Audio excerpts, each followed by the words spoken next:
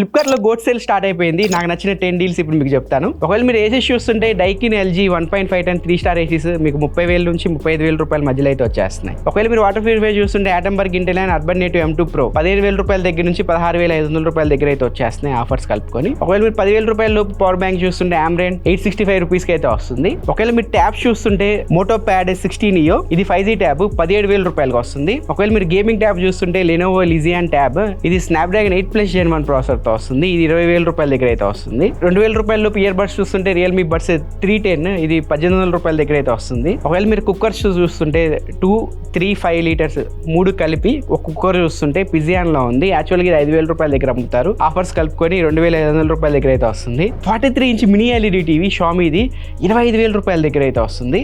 ఇంకా చాలా డీల్స్ అయితే ఉన్నాయి. దానికి సంబంధించిన లాంగ్ ఫార్మేట్ వీడియో మన యూట్యూబ్ ఛానల్ చేశాను. లింక్ ఇక్కడ ఉంటుంది, ఒకసారి మీరు చెక్ చేసుకోండి. ఇంకా నెక్స్ట్ 4 to 5 డేస్ మన టెలిగ్రామ్ ఛానల్ని రెగ్యులర్గా ఫాలో అవుతూ ఉండండి.